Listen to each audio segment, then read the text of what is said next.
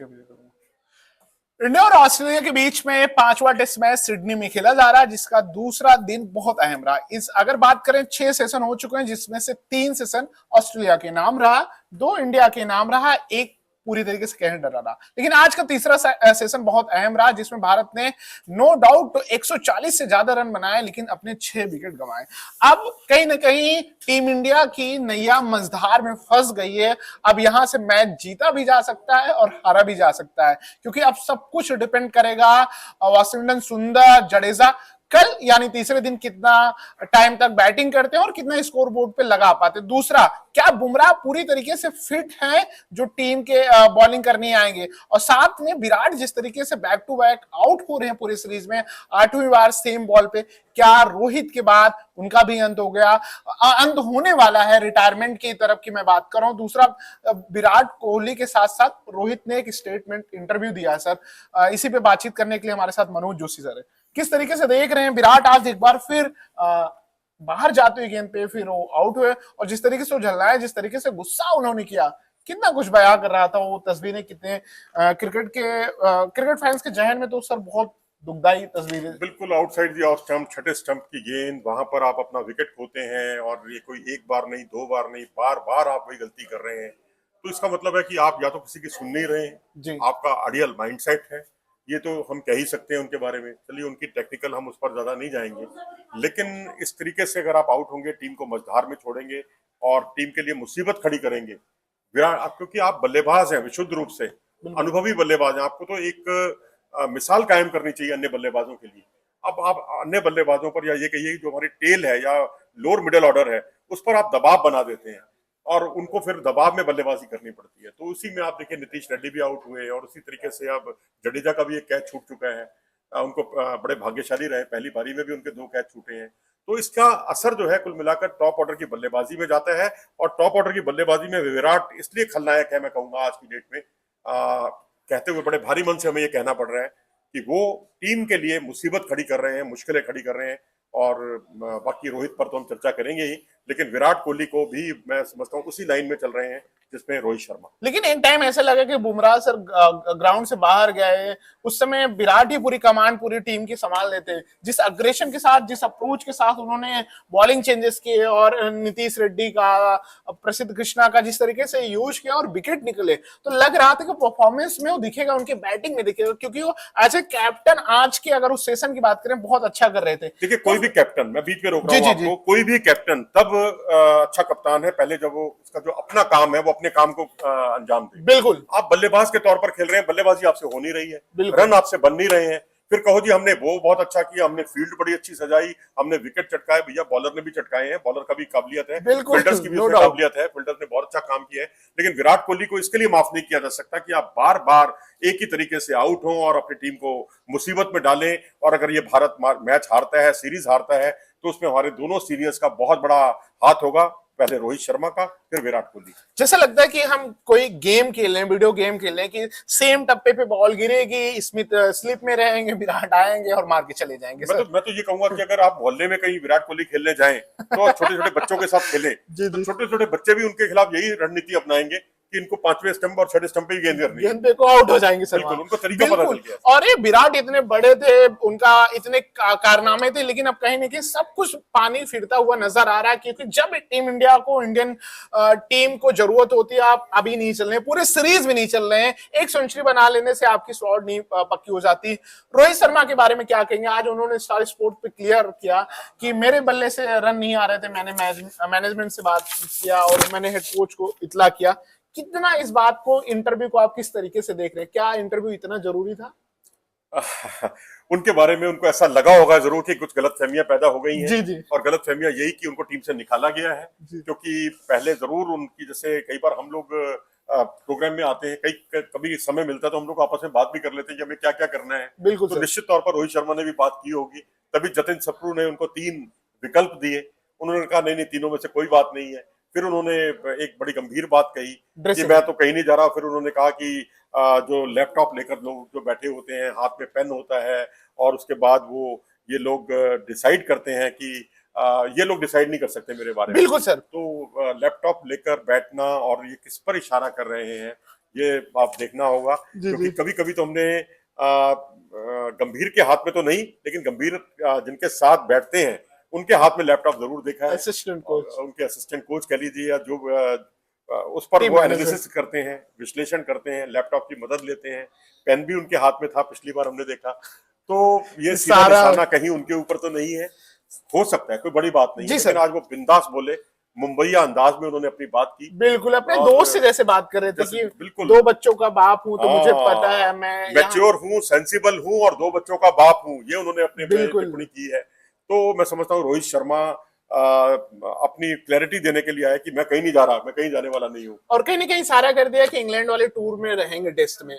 ठीक है, अभी क्रिकेट बाकी है। उन्होंने इशारा किया 6 महीना भी बाकी है, तब तक हम देखेंगे। 6 महीने तक अपनी कमियों पर काम करें, वो कोई बुराई नहीं है, क्योंकि रोहित शर्मा अगर पुराने वाले रोहित शर्मा दिखाई देते हैं तो 2021 वाले जो इंग्लैंड के खिलाफ खेले थे, या इंग्लैंड के खिलाफ जो भारत में सीरीज हुई थी, ये बांग्लादेश की सीरीज से पहले, जहां उन्होंने 2 सेंचुरी बनाई थी, 2 सेंचुरी शुभमन गिल की तरफ से देखने को मिली थी, तो वहां अगर वैसी बल्लेबाजी करते हैं तो क्या बुराई है। हम थोड़ी उनके पीछे थोड़ी पड़े हैं हम लोग की रोहित शर्मा और विराट कोहली को निकालो। भाई बहुत बड़े क्रिकेटर हैं, अगर ये अपनी गलतियों से सीखते हैं, सबक सीखते हैं, तो मैं समझता हूँ टीम में बने रहने चाहिए। उनकी जरूरत है, क्योंकि वो खेलते हैं तो इंडिया जीतता है, वो नहीं खेलते हैं तो इंडिया हारता है। तो इसका मतलब है कि उनका महत्व कहीं ज्यादा है अन्य क्रिकेटर्स की तुलना में। बिल्कुल सर, किस तरीके से देख रहे हैं बुमराह, जिस तरीके से एक ओवर फेंक के बाहर चले गए, स्कैन करके आए, क्या अपडेट है आपके पास? कितना भारत के लिए खतरा है अगर बुमराह नहीं बॉलिंग किए दूसरी पारी में, तो टीम इंडिया क्या पूरी तरीके से बैकफुट पे है, नजर आएगी? देखो जी, ये पहले तो ये सबसे पहले देखना होगा कि लक्ष्य कितना होता है। अभी तो 145 रन कुछ हैं हमारे पास, बढ़त सहित। बढ़त हमारे पास इतने रनों की है 145 की। अगर 200 तक पहुंच जाती है, मैच रोमांचक होगा, किसी भी तरफ जा सकते हैं मैच, हम जीत भी सकते हैं, हार भी सकते हैं, क्योंकि सन 2000 के बाद 200 रन यहाँ पर चेज नहीं हुए। बिल्कुल 12 मुकाबले हुए जिसमें 7 जीते गए हैं, 7 हारे गए हैं सर। माफी चाहता हूँ, 7 जीते गए हैं और 6 वाला ऐसा कुछ आंकड़ा है, ऐसे आंकड़ा है, लेकिन 200 कभी चेज नहीं हुए। बिल्कुल ये बड़ी बात है, ये बड़ा आंकड़ा है। और यहाँ अगर 250 बनते हैं तो फिर भारत जीत की उम्मीद कर सकते हैं यहाँ पर। बिल्कुल, लेकिन 200 में एनीबॉडीज गेम है, कोई भी जीत सकता है। लेकिन जो सिडनी की पिच का मिजाज है वो काफी बदल गया है। अब तो दरारें भी वहां पर दिखेंगी। अभी 2 दिन ही हुए हैं और घास भी यहाँ मेलबर्न की तुलना में ज्यादा है। 7 mm की घास है यहाँ पर।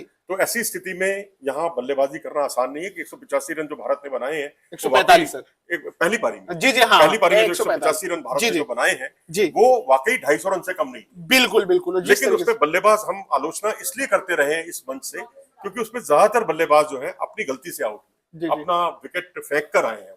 तो बस वो अगर ना फेंका होता तो मैं समझता हूँ कि भारत और अच्छी स्थिति में होता। जो 4 रन की भारत के बाद बढ़त मिली है, ये शायद बढ़त 40 रन की होती या 80 रन की होती, तो शायद हम यहाँ जीत के बारे में आज और हम पॉजिटिव माइंडसेट के साथ जाते। बुमराह का क्या देख रहे हैं सर? स्कैन कराने गए थे, क्या बुमराह का सवाल बीच में रह गया? नहीं बिल्कुल बिल्कुल। बुमराह दरअसल क्या है कि 3 बार तो उन्होंने मैदान छोड़ा जी, और तीसरी बार वो हॉस्पिटल चले गए। पता चला स्कैन कराने के लिए गए हैं, स्कैन की रिपोर्ट अभी तक आई नहीं है। स्कैन की रिपोर्ट जैसे आएगी हम आपसे जरूर उसका खुलासा करेंगे। लेकिन आज शायद आप ही बता रहे थे कि गावस्कर बातचीत कर रहे थे, वो ऑफिशियली नहीं आई, तो हम लोग भी सर अपने चाहने वालों, देखने वालों को भी नहीं अपडेट दे सकते। अगर इन केस बुमराह नहीं खेलते तो कितना फर्क पड़ेगा सर? गावस्कर और वो सब क्या कह रहे थे इस बारे में? उन्होंने कहा कि वो लौट के आ चुके हैं, जो पूरी बात उन तक उन्होंने शेयर की कि फिट नजर आ रहे हैं, बहुत बड़ी प्रॉब्लम नहीं है, खेलते हुए नजर आएंगे।